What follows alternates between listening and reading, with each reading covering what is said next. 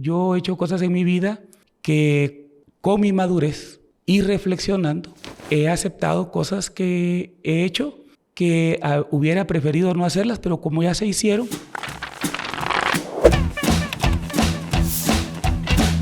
Muy buen día, seguidores y amigos de Soy 502. Estamos nuevamente en nuestra sección de entrevistas a los candidatos a la presidencia y a la vicepresidencia. En esta oportunidad estamos con el Partido Victoria y el binomio presidencial compuesto por el presidenciable Amílcar Rivera y el vicepresidenciable Fernando Mazariegos. Vamos a comenzar con nuestra sección de Conozcamos al Candidato y pues vamos a pedirle que en 30 segundos nos pueda responder las siguientes interrogantes. ¿Quién es Amílcar Rivera? Bueno, yo soy un hombre que sueña que el guatemalteco pueda trabajar a través de un empleo, de un emprendimiento y que nunca más los mareros y los extorsionistas le arrebaten el fruto de su esfuerzo. El fruto del esfuerzo del guatemalteco debe de ser para el disfrute de él y principalmente de su familia. ¿Cómo llega al Partido Victoria? Bueno, yo soy el fundador del Partido Victoria y lo promuevo y lo fundo con el sueño de crear una institución para los jóvenes, para las mujeres y para las personas en condición de discapacidad y para promover en Guatemala el trabajo, el emprendimiento y que podamos tener una institución que trabaje fuertemente para darle paz y seguridad al guatemalteco. Hablando de su plan de gobierno en 30 segundos, ¿cómo nos podría comentar cuándo inició a elaborarlo, quiénes lo elaboraron, cuáles son sus principales ejes? Bueno, mire, este plan nace desde las ilusiones desde niño y en estos últimos años hemos conformado un equipo multidisciplinario donde hemos también tomado en cuenta los anhelos, los sueños de diferente gente de municipios, de departamentos del país y nosotros lo que estamos planteando es una visión compartida. No es el sueño y el anhelo solamente de mi persona y del doctor Mazariegos, sino que es el sueño y el anhelo de muchos guatemaltecos y obviamente que lo hemos trasladado con un equipo multidisciplinario que nos permitiera la viabilidad del mismo. Ok, ahora pasaremos a nuestra segunda sección sobre el plan de gobierno específicamente. En esta sección les vamos a dar 2 minutos para que ustedes nos puedan hablar de temas específicos y luego nosotros iremos planteando repreguntas en donde solo tendrán 1 minuto para responder. Les vamos a rogar que sean estrictos con el tiempo establecido para poder realizar un tiempo acorde a lo que se tiene planificado. Seguridad. ¿Qué nos puede decir de su plan de gobierno en materia de seguridad? Bueno, número 1, mi primera orden al ser electo presidente de la República va a ser ordenar que el Ejército de Guatemala salga a las calles, pero que instale destacamentos militares en las zonas más peligrosas del país. Vamos a acabar con las maras y los extorsionistas. Número 2, necesitamos el crear 6 cárceles de máxima seguridad, una por cada brigada militar administrada por el Ejército de Guatemala. Y que no se confundan las personas que Mariscal Zavala está siendo administrada por el Ejército. Ahí está administrada por el sistema penitenciario. Tenemos que fortalecer a la Policía Nacional Civil, dignificarla a ellos y a los empleados del sistema penitenciario también, pero también debemos de acabar con cuando un policía, un buen policía, cuando defiende al buen guatemalteco, hiere o mata a ese delincuente, ese policía, le suspenden y para ligado a proceso penal. En mi gobierno, los buenos policías van a tener mi respaldo para que ellos no se les suspenda su salario y que ellos reciban un premio cuando hayan atacado a un delincuente o lo hayan capturado. Más destacamentos y además habla de 6 cárceles cuidada por el ejército, es decir, que en su gobierno usted propone una militarización de la seguridad ciudadana. Yo propongo devolverle la paz y la seguridad al guatemalteco. Y si eso significa usar al ejército de Guatemala, tenga la seguridad que yo lo voy a usar. Y quiero recordarle que tenemos 45,000 policías y Guatemala necesita de 75,000 elementos para darle seguridad y presencia en el Estado. Tenemos alrededor de 17,000 soldados. Tenga la seguridad que los vamos a usar. De nada nos sirve tenerlos en los cuarteles si en las colonias y en Guatemala estamos asediados por esas maras y extorsionistas. Así que yo voy a usar toda la fuerza del Estado, incluida el Ejército de Guatemala. Cuando yo fui alcalde de Misco, yo logré 7 destacamentos militares en Misco. Y no digamos como presidente y comandante general del Ejército, y es más, lo vamos a ampliar en 10,000 elementos para que podamos tener las capacidades suficientes con una policía fortalecida, dignificada, y la fuerza del Ejército vamos a acabar con los mareros. Ahora cuéntenos en materia económica, ¿qué contempla su plan de proyecto para mejorar la economía? Bueno, número 1, vamos a desmonopolizar los grandes monopolios. El gobierno ha trabajado para que la canasta básica esté alta. En nuestro gobierno, en mi gobierno, vamos a abrir las fronteras de Guatemala, bajando los aranceles, quitando las cuotas que se tienen de importación, y eso va a permitir que generemos competencia, y al haber competencia la oferta aumenta y bajan automáticamente los precios de la canasta básica. Número 2, vamos a instalar zonas francas, las vamos a promover en los diferentes lugares del país, principalmente en los lugares pobres, para que ellos puedan tener empleo. Y también vamos a ayudar al emprendedor que quiera emprender, lo vamos a fortalecer. No vamos a perseguir la economía informal, sino que le vamos a ayudar a que pueda crecer, que puedan generar empleo y que ellos, con base a ese crecimiento, ellos puedan formalizarse en su momento. Y vamos a hacer el gobierno del cooperativismo.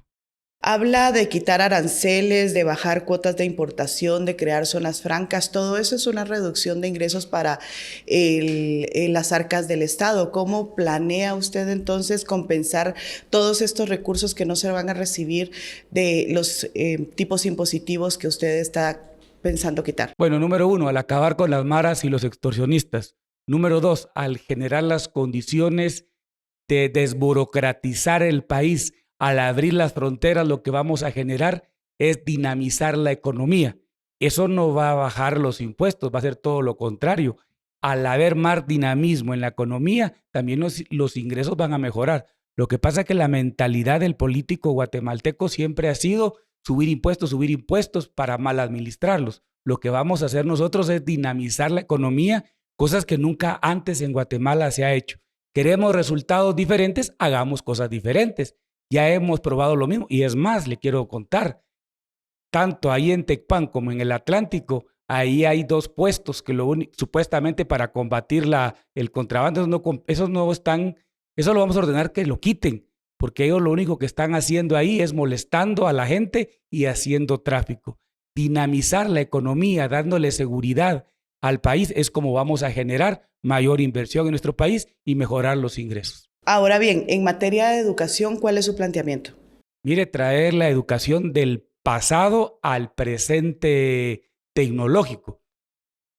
Vamos a descongelar las 10,000 plazas que han estado congelando porque los maestros se han ido jubilando y no han habilitado esas plazas. Cuando nos damos cuenta, en todas las escuelas del país hacen falta maestros. Pero además nosotros queremos, como al igual lo hizo El Salvador, el poder proveerle a nuestros niños de una tableta electrónica para poder ellos tener esa oportunidad de una educación tecnológica. Fortalecer también, tecnificar al maestro y, por supuesto, necesitamos mejorar la infraestructura. Pero nosotros no solamente hablamos de la infraestructura, nosotros estamos hablando de la calidad educativa. Traer la educación del pasado al presente tecnológico y de innovación que necesitamos para ser competitivos. Ese va a ser uno y el principal pilar de nuestro gobierno para que Guatemala se pueda desarrollar. ¿Qué piensa de Joviel Acevedo? Mire, yo no pienso absolutamente nada de él. Simplemente lo que pienso es que lo que tenemos que hacer es transformar la educación, y el gobierno, nuestro gobierno, va a ser dirigido para el maestro directamente. No tenemos pensado ni queremos sentarnos a hablar con él en ningún momento. Lo que tenemos que hacer es todos esos maestros que están por contrato, que han sido manipulados, presupuestarlos para que ellos no estén a final de año pensando si los van a recontratar o no los van a recontratar, y que puedan gozar también ellos de su escalafón que tienen que tener. Aquellos maestros que cumplieron su tiempo para poderse jubilar, que se puedan jubilar con el mismo salario y que se les deje de manipular a los maestros. Y es otra cosa, en la ONSEC la vamos a poner en línea con el ICS y con las diferentes instituciones del Estado, porque cuando un maestro o un policía o un salubrista es suspendido, para que le levanten esa suspensión tarda hasta 14 meses. Y todo eso es lo que ha permitido la manipulación de este señor. ¿Qué piensa, qué contempla su plan de gobierno en materia de salud? Bueno, número uno, vamos a tener un ministro o ministra que no represente a las farmacéuticas, sino que va a representar a los salubristas y al pueblo de Guatemala. Vamos a homologar los permisos de importación de medicinas con Estados Unidos, con México y con Europa, que eso va a permitir inmediatamente que los precios de la medicina bajen de precio. Nosotros en nuestro gobierno no vamos a proteger a ninguna farmacéutica que ha tenido esos monopolios y que nos han arruinado. Vamos a utilizar los mecanismos de compra en grande escala, como el Comisca, que va a permitir que los precios sean menores y vamos a poder comprar mayor medicina y comprar la que se necesita. Hay que dignificar también a los salubristas. ¿Por qué? Tenemos miles de salubristas por contrato y en este gobierno lo que se está haciendo es amenazándolos que si no les ayudan a ganar esta elección, ellos no les renovan o los despiden. Eso debe de cambiar también. Ahora bien, ¿qué nos puede contar acerca de sus planes para la salud, la atención primaria en salud? Centros de salud, por ejemplo, ¿qué cambiaría? Lo primero que hay que hacer es que tengamos la medicina en los puestos y centros de salud que ya existen. Porque el gran problema que tenemos es que la gente sale con una receta y muchas veces las mismas mamás ya saben qué es lo que necesitan sus hijos por la experiencia que han tenido. Entonces, lo primero es dotar de insumos de medicina y que las condiciones sean las adecuadas. De ahí tenemos que avanzar en el segundo paso, que es una ampliación y que, por supuesto, necesitamos más puestos, centros de salud, pero también necesitamos invertir fuertemente en el tema del agua, porque si no invertimos en el tema del agua, ese es uno de los grandes problemas que causa la desnutrición a través de las diarreas. Entonces todavía tenemos muchos lugares sin agua. Entonces tiene que existir una política pública de agua, una ley de aguas, y también tenemos que invertir y proteger nuestro medio ambiente, que también en muchos casos nos está enfermando. O sea, el tema de salud lo tenemos que ver de una manera integral. Ahora, en el caso de la infraestructura, ¿qué plantea su plan de gobierno? Bueno, mire, necesitamos invertir inmediatamente en el anillo metropolitano. Esto se ha hablado, pero cada vez es más difícil estar en la ciudad. Y eso no solamente es a los que vivimos en la metrópoli, sino que le quita productividad a la nación. ¿Cuánto cuesta llegar del Puerto Barrios a Puerto Quetzal para atravesar la ciudad? Pero también necesitamos construir la carretera de 4 carriles del Rancho a Puerto Barrios. Eso era una donación de Taiwán que ya estaba y el presidente actual desvió esos recursos para el hospital de Chimaltenango, que al final fue un tremendo robo. También necesitamos terminar la carretera, la autopista de 4 carriles en la costa sur con la frontera con México, con el libramiento de Cuyotenango, porque ahí pasar es terrible y eso nos está quitando productividad. Necesitamos mejorar nuestros puertos, que los puertos antes éramos el líder, ahora ya no. En el tema del aeropuerto hay que mejorarlo, pero necesitamos un aeropuerto nuevo, porque todos los hubs se fueron en un caso a Panamá o a El Salvador. Tenemos que recuperar el liderazgo de Centroamérica. ¿Cuáles serían las principales obras que usted haría si llegara a ser electo como presidente? Mire, yo creo que lo primero que necesita el guatemalteco es acabar con las maras y los extorsionistas. Pero yo creo que usted me está refiriendo al tema de obra física. Exacto. Obviamente necesitamos, vuelvo a repetir, el anillo metropolitano es urgente.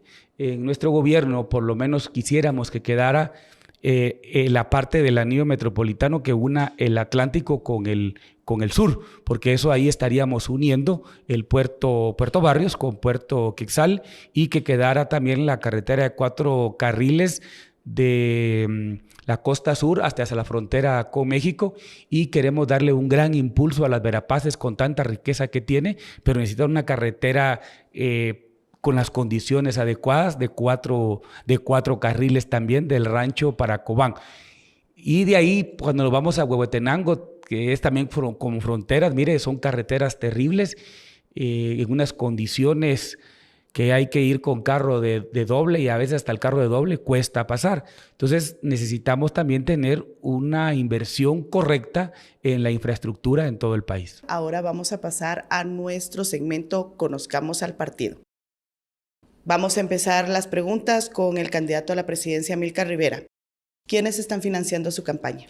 Mire, somos nosotros mismos, los comités departamentales, los candidatos a diputados, los candidatos a alcaldes, concejales, síndicos, con poco recurso, y estamos aprovechando este tipo de entrevistas que ustedes nos dan espacios que no tienen ningún costo, el aporte que da el Tribunal Supremo Electoral para pautar en medios de comunicación también lo estamos aprovechando. O sea, al final a nosotros no nos preocupa el techo que dieron. Algunos partidos se quejan de que es muy pequeño.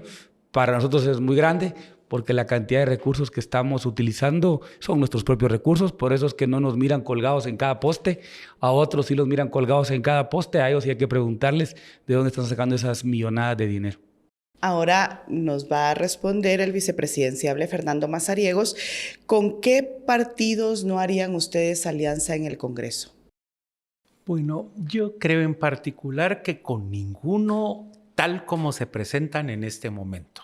En este momento no hay nada halagüeño, no hay nada esperanzador. Entonces tampoco hay una perspectiva fiel, honesta, como nosotros sí la estamos presentando. En 2026, terminará el periodo de la fiscal general, Consuelo Porras. Si ella se llegara a postular de nuevo, ¿usted la elegiría para ponerla frente al Ministerio Público? Yo creo que ella ya en el 2026 cumplió con su tiempo y yo creo que debe venir para Guatemala nuevos vientos. Creo que ella debe de terminar su periodo, este debe ser su último periodo. ¿Qué propone para el combate a la corrupción, don Fernando? Muy bien, en primer lugar, que parta desde la cabeza.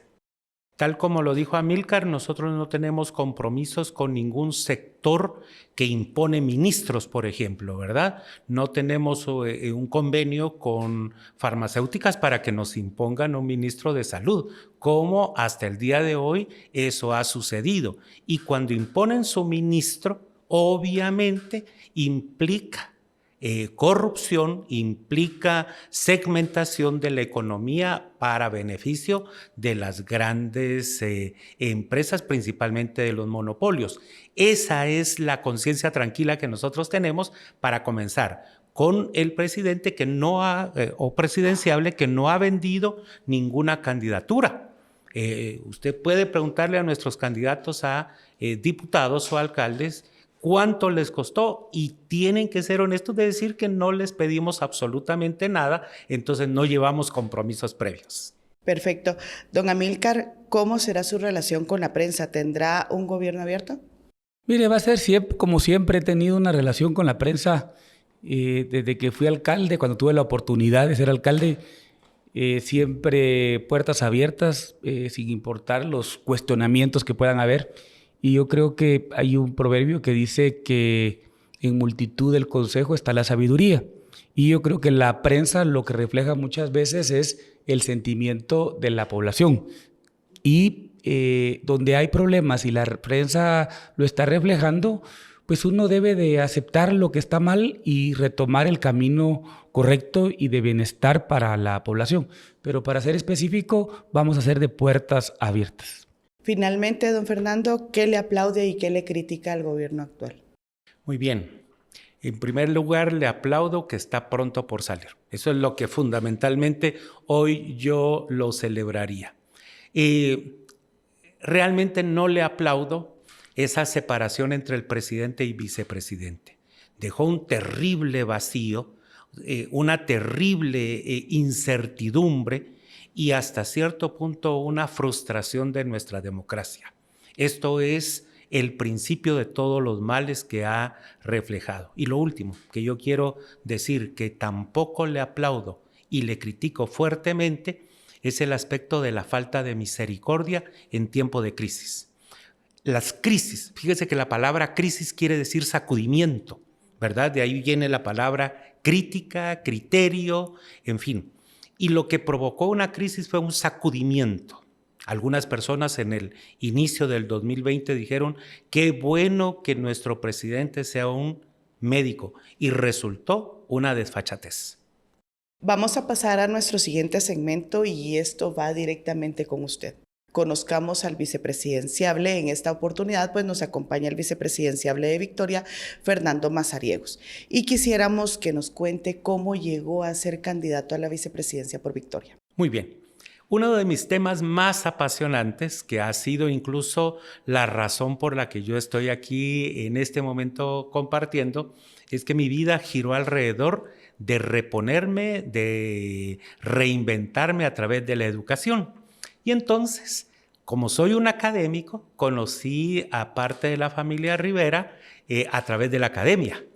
A través de la universidad me tocó incluso que togar a una pareja de esta familia y paulatinamente nos fuimos compenetrando. Yo colaboré un poquito en el plan de gobierno anterior de Amílcar y entonces nos fuimos involucrando desde mi expertise, que es la academia, y entonces al conocernos fuimos compartiendo visiones, sueños, ideales, y a partir de ahí recibo yo la invitación por parte de Amílcar para acompañarle en este proceso. Pasamos 2 meses entre oración, entre consulta con mis hijos, con mi esposa, y entonces dimos el sí, ¿verdad? Con mucha emoción. Perfecto. Ahora bien, ¿qué opina de la figura de Guillermo Castillo? Muy bien. Un ejemplo a no seguir. Un tipo que es noble, pero pecó de ingenuo y de ingenuo tonto. Y puedo agregar algo, un tonto útil, ¿verdad? Lástima, porque yo creo que se fincaron en algún momento sobre él las esperanzas que todo el pueblo tenía. Perfecto. Ahora pasaremos a nuestro siguiente segmento donde vamos a tratar de comprobar un poco la agilidad mental del presidenciable y vamos a ir sacando unos papelitos con palabras específicas donde usted tendrá que decir lo primero que se le ocurra. Yo los voy a sacar y se los voy a mostrar. Bueno. Lo primero que se le ocurra cuando vea usted la palabra, y esto le llamamos pregunta rápida. Usted define y comenzamos con Odebrecht. Corrupción. Incapacidad. Pena de muerte. Se debe de aplicar. Aborto. En contra.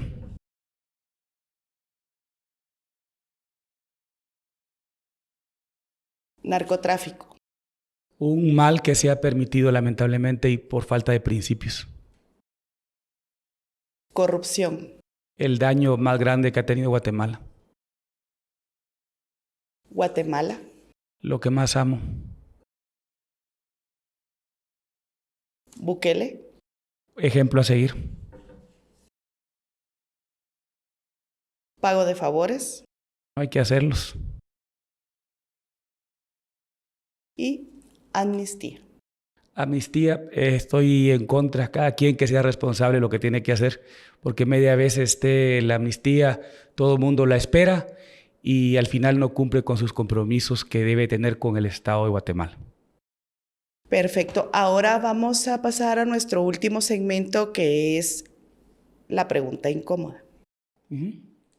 ¿Cómo puede decirse un partido político que es democrático cuando solo impulsa en puestos clave a sus familiares? Papá, hijos, hermano, esposa. Bueno, mi esposa no está participando en esta elección. En esta. Sí, no está participando. Mire, yo creo que tal vez no conocen mucho a nuestros candidatos que están participando. Tenemos candidatos muy importantes. Por ejemplo, el alcalde de Carchá, Winter Coco, es mi amigo.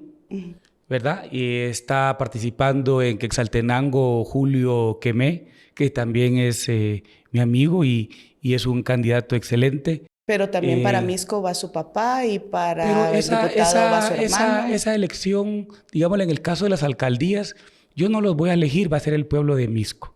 Y va a ser el 25 de junio que el pueblo de Misco decidirá.